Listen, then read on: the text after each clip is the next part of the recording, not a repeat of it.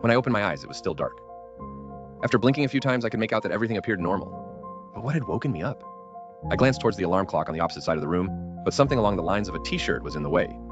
Deciding it was nothing, I lay back down, took a deep breath, and closed my eyes. Then I felt it. It must have been what had woken me the first time.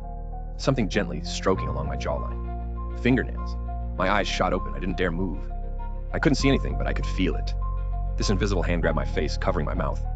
It was large and bony with very long fingers. The hand itself was cold, but covered in something warm and sticky. Paralyzed with fear, I did nothing as I felt it move down my face. Those hideous fingernails again, this time gently scratching at my throat. They felt ragged, broken. Heart beating like a jackhammer. I took a breath in to scream, but it started to choke me with incredible strength. Its bony fingers wrapped almost right around my neck. I grabbed at it, trying desperately to pry. Its fingers for my throat, but it was no use. My body tensed up and my legs kicked in a desperate attempt to move, but the strength of the hand kept everything from my shoulders up, pinned to the bed. With my vision beginning to blur, a figure became more apparent.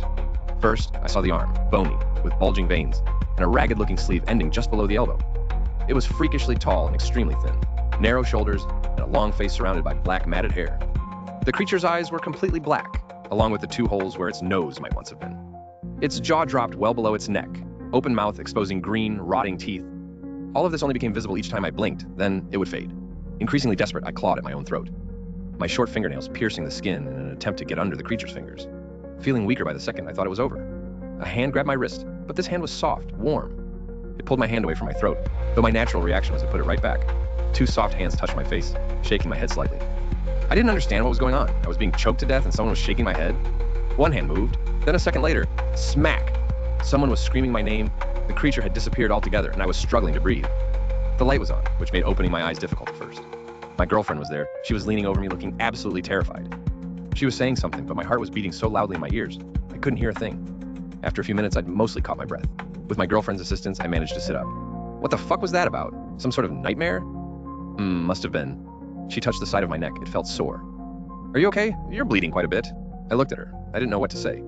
She looked back at me, looking both concerned and confused. No, wait here. Only a minute later, she arrived back with a damp cloth, the first aid kit, and a cold beer.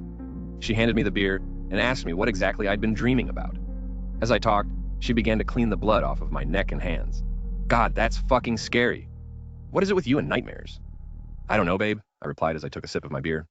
She then told me what she saw, that I had tensed up, was kicking and scratching at my throat. I was trying to wake you up for quite a while, you know. Sorry I slapped you so hard, but I didn't know what else to do. I told her not to worry about it. It was nothing. The antiseptic cream stung. I flinched. Look, I actually left a handprint on your face.